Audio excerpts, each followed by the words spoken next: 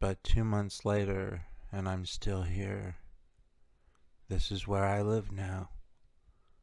Their doctor trusted my judgment and right away started me on a very specific regimen of mood stabilizers, antidepressants, anti-anxiety, pain pills, sleeping pills, and an atypical antipsychotic, a combination whose sum is greater than its parts.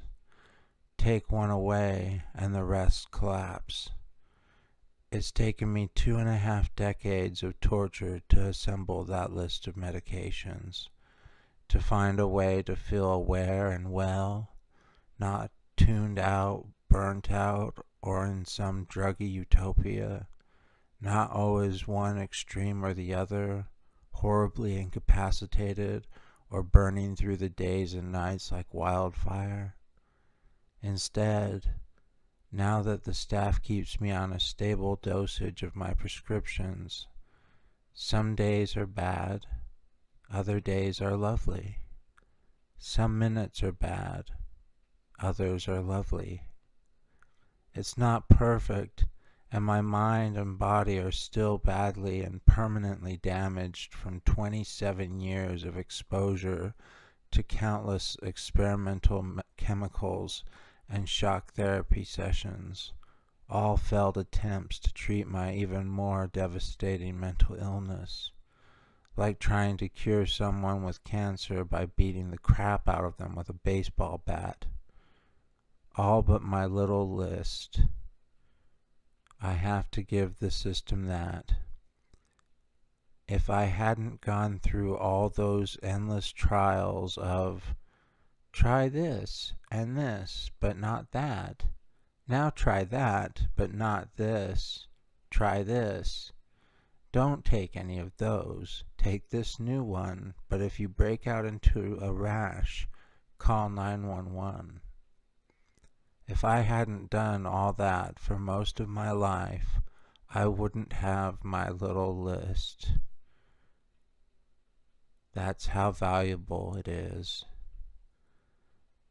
That list, that when I have a doctor who will work with me and a community that makes sure I take everything on time, but never too much or too early, it's like I've been dead for a very long time, and every day it feels like I'm just taking my first breath. I'm weak and I hurt, but there's a whole world around me and I can stand up in it.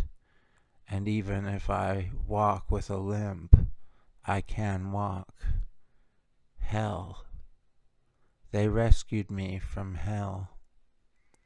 Heart and Home is the name of the assisted living center.